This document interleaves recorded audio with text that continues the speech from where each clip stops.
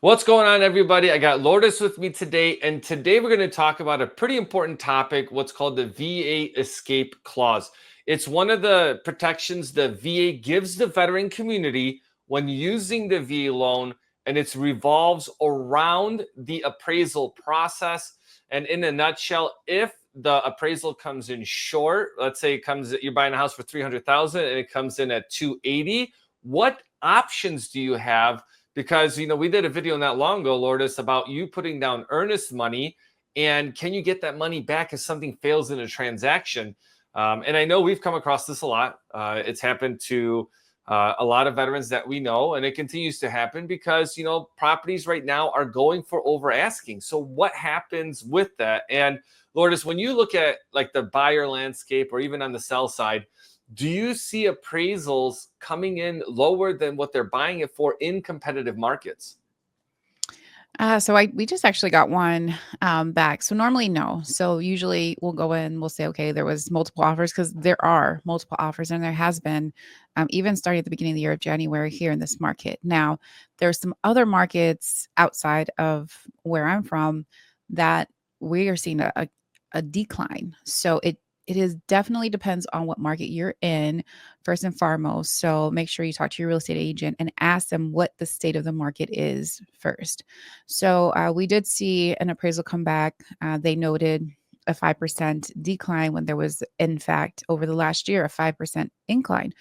So in valuation, that is. Right. So it just really depends on every market. Now, there's some markets in this area that have gone down in appreciation, and those should be reflected as such. But it's really important that the appraiser isn't, lumping this whole area as in one, that they are lumping it, place by place. It is very, very different. Yeah, and that's important to note. So we'll do a whole separate video on if an appraisal comes in low, what's called a reconsideration of value. Now, and we've done videos on Tidewater before where the appraiser invokes like, hey, it might be coming in short, we need help.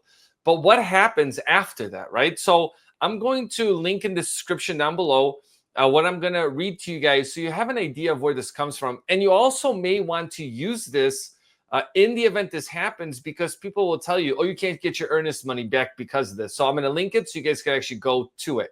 So the definition of the VA escape clause. So hold with me while we go through this, because this is from the VA. I'm not an attorney, right? You might have to get an attorney involved in this situation. And we're going to go through a couple things that the VA does note that they want you to know on this. So the definition of the VA escape clause per the VA. It is expressly agreed that notwithstanding any other provisions of this contract, the purchaser shall not incur any penalty or forfeiture of earnest money. So that's the money you put down as a deposit for the property, or otherwise be obligated to complete the purchase of a property described hereon. If the contract purchase price or cost exceeds the reasonable value of a property established by the Department of Veteran Affairs. Now, what that means is that when a lender orders the appraisal through the VA, they have a contract appraiser that's certified by them that will go out and determine the value of the property. So that's how we get that appraised value for the transaction. You don't get your own, because a lot of people ask like, hey, do I need to find my own appraiser? You don't need to do that. Now, continuing with this, the purchaser shall, however, have the privilege and option of proceeding with the consumption of this contract without regard to the amount of reasonable value established by the VA. So basically what that means is that, sometimes I think people will look at it and go, well, if it doesn't appraise, then the VA can't do it. I can't purchase the property. And we see this both on the buy side and the sell side, both buyers and sellers agents, right? Just kind of across the board. Mhm. But basically, in a market where it's very competitive, you normally will see where people are going definitely over what the market price is, because they want the house. So Right. it comes down to you as an individual. Do you want to still purchase this property and kind of go into that negotiation piece of that? So one of the main aspects of this is this primarily applies to purchase transactions where you're buying another property. This doesn't count towards towards like refinancing a property. Now, what does the actual VA escape clause allow you to do within that? So you can negotiate with the seller to reduce the price of the property And Lourdes, have you seen success with that? And I know for everyone that's watching out there, every market's a little bit different in that. But like, what are the what factors go into a listing agent reducing a price because an appraisal came in low? Yeah, so it's 50-50 on that.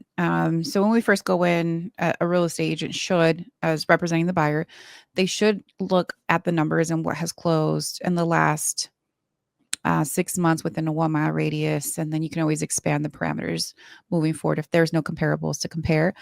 And you want to make sure that, hey, are we going to have an appraisal issue? This is great negotiation tactics. Sometimes a seller is set in their ways and they have a magical number that they came up in their head and this is what they want to sell. So they pressure their listing agent to sell for this amount. And then the listing agent's like, yeah, we can definitely get that to win the deal. And then what happens later down the road, it doesn't appraise or nobody wants to purchase it. So it's overpriced. So we get that. So what happens in that case scenario is, and I've won some deals that were overpriced this way and say like, hey, I don't want to have an appraisal issue. Guess what happens? Like, my client's fully approved for this, but the appraiser's going to come back these are the comps. What are the comps that you provided? So they always ask me, send your comparables over with your offer if I'm going in at market value. Then when the appraiser comes, they're also going to be asking for some comparables, especially on a VA loan, just to see where the real estate agents came up and or the seller came up with this offer price.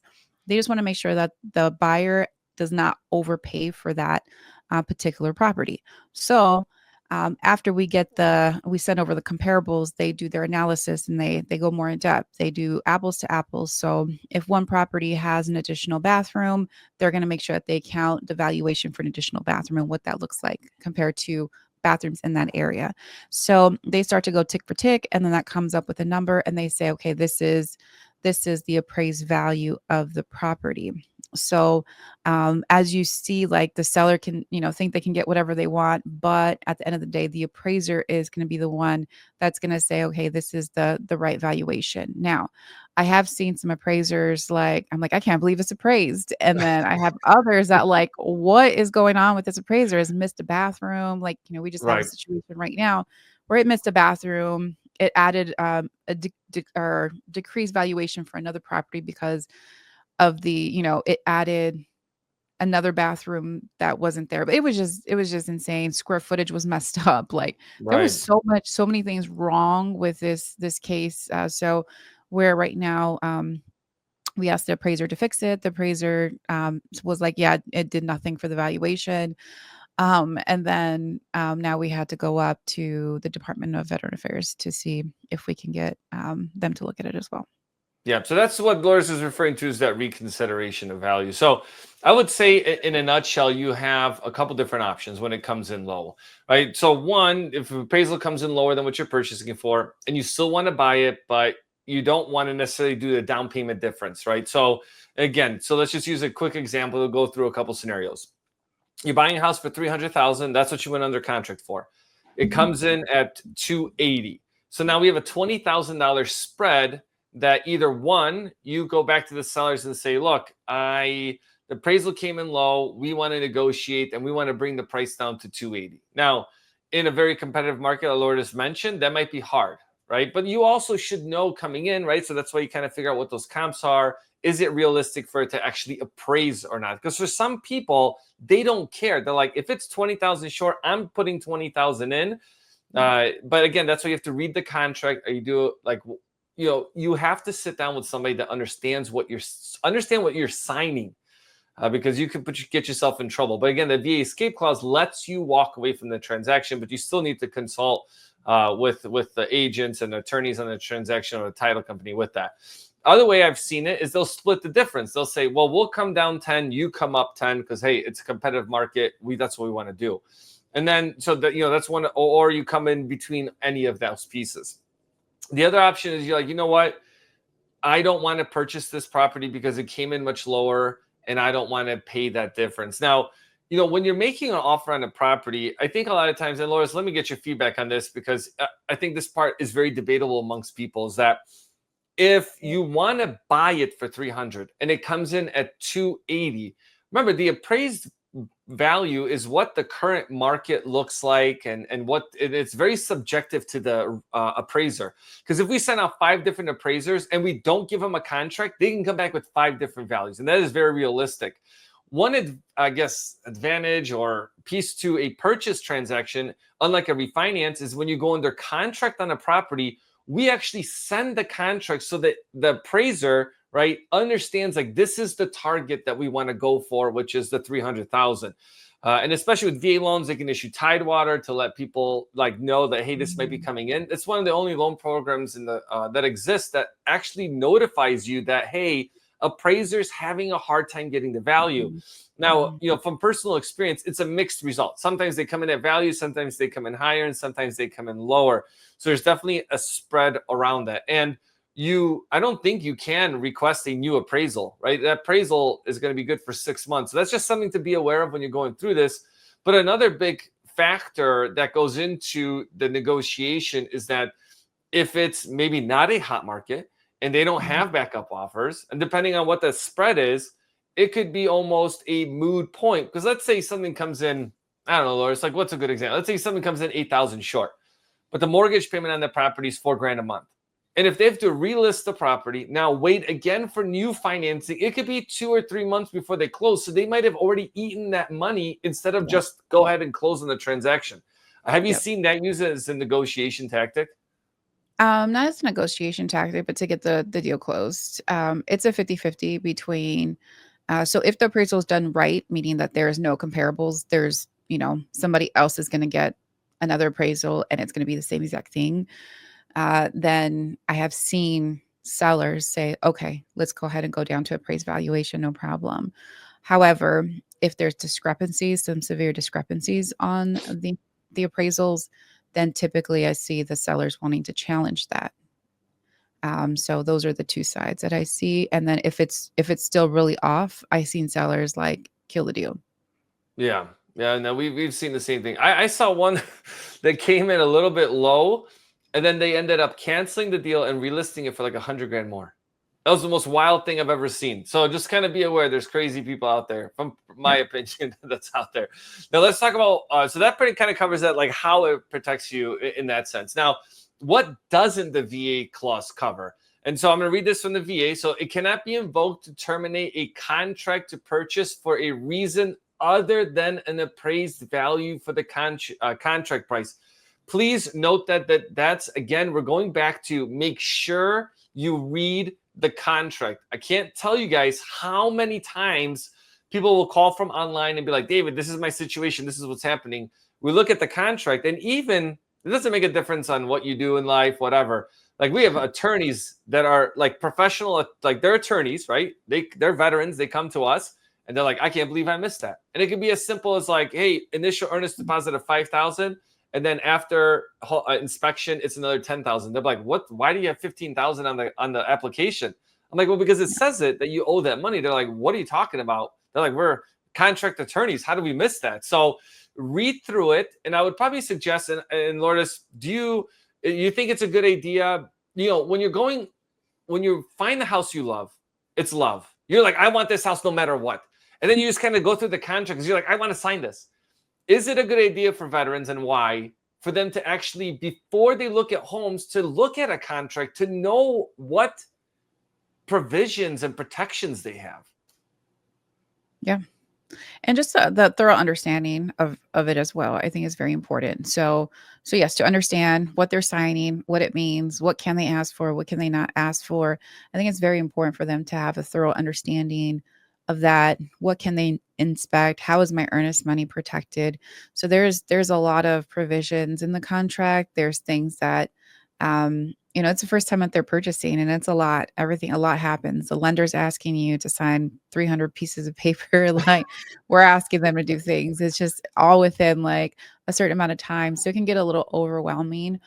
So just making sure you have a team that does give you kind of the summary and can walk you through this is very important. Yeah, because things happen fast. And in some places, they want to close like 21 days. So it's rushing all the way through. And then, sometimes people like come towards the end and they're like, what am I doing right now? So just be aware of that and protect yourself. Now we're going to talk about new construction. And this one, we've talked about new construction. I think we're going to do a whole separate video on new construction. But let me talk about the VA escape clause and how it pertains to the VA. So the VA deposits made for upgrades on a contract for a new construction are not considered earnest money, and the builder is not required to refund them. That is, and again, we're not attorneys. What we normally see, right, from experience, is that new construction use their own contracts. And man, they're long. I mean, I've read them, right? So again, personally, I've read them and I'm like, this kind of confuses me on what they have, because they're very ironclad on this money.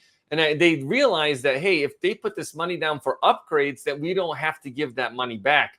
And there's definitely a time gap between, hey, I looked at a home, I want a new construction, they're building it, hey, I want to get out of this because I found something else that fits more of my need. That's kind of like the downside of new construction, I would say.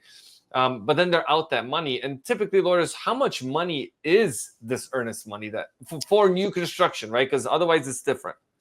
Yeah.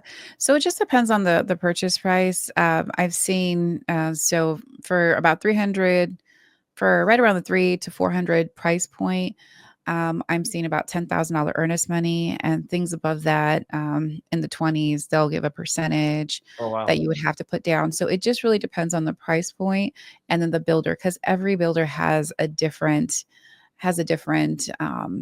protocol, and they have different contracts, and those contracts usually favor. I read one of them and I'm like, this totally is favoring the builder 1000%.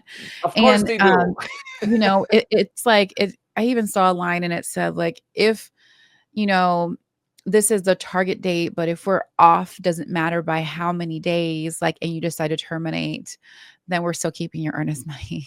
Like, it's that bad. So it's like, and then now I even see, not they don't even say like, oh, because you selected upgrades, we're going to be keeping this. They say non-refundable earnest money regardless of updates, Yeah. because sometimes, like, in a say for example, you walk away, and also too, and I have to mention, like, your financing has to be done almost immediately, usually before they like break ground. So immediately they want you to get the conditional approval on that, just to make sure that you're good to go. So there's a lot of variables that go within new construction. So definitely, I would, if you don't need to use an attorney, if you're not an attorney state, I would get an attorney just to look it over, just so that you can have a thorough understanding of the difference between a new construction and a regular transaction. Oh, yeah. And you also need to understand closing costs, because I see a lot of, in my eyes, sneaky things where they're like, oh, you have to pay seller fees also. So just kind of be aware. And I did a whole video on new construction and so many things to be on the lookout for. So do your due diligence. And if, like Lourdes mentioned, if you don't understand it, because you guys, even when I'm looking at these contracts from a lending perspective, I'm just making sure what the timelines are and how much money is being deposited. I'm not interpreting these contracts, right? But again, even when I look at them, they're somewhat confusing. So having an extra set of eyes, spending a couple $100 for an attorney in addition to your transaction, I think is still a good idea. And still get a home inspection. I know we did a video on that not long ago. You still want to know if the construction quality is good and everything is where you want it to be. Now, the last thing we're going to cover is a question you may have, is that how can the VA help a veteran get their earnest money deposit back? That is something that we do get questions on. So this is kind of what the VA has said. The VA provides guidance to stakeholders such as title companies and real estate agents on the escape clause and the refundability of their earnest money. Title companies and other entities holding money in escrow for the benefit of the buyer and seller would be required to distribute funds based on the contract terms, which are oftentimes, Lourdes, debated, right? Because sometimes they're like, oh, we're holding it because of whatever. So if the contract is terminated due to the valuation of a property and the veteran invokes the escape clause, the company holding the funds would be required to return them. Now, this is where the VA is like, we've given guidance out, but the VA cannot get involved in civil disputes and do not provide legal counsel. So this is where things can get sticky, right? But the value piece is, I would say, in a way, pretty straightforward. Now, different places will do it differently. The buyer does get a copy of the appraisal, right? No matter what, if it comes in low, comes in, or goes above, it doesn't make a difference. They get a refund of that month. They get an appraisal, copy of the appraisal. Then they can share that with the buyer's agent, listing agent, title company, attorneys. Lourdes, do you see that as a benefit where, like, hey, the appraisals come in, and now they share that information so they can see where all these things are coming from? Is that a benefit?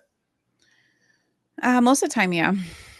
Because if it doesn't come in at value, the first thing they ask for is like, we want to see it. Because if I say something and like, hey, it didn't come in at value, and then I give them the appraisal, yeah, it did. Like, I'm gonna, that's not in good faith. So they do ask for proof, and they want to see what the comps were there any discrepancies with the appraisal. So they do want to look at that and just say like, hey, I gave the comparables over to the to the appraiser, and I did X, Y, and Z. So is there something wrong with it? And it kind of goes back to what I was saying earlier. If the appraisal, it is what it is, and they did the proper calculation, they usually come down. But if there's discrepancies, they want to fight it.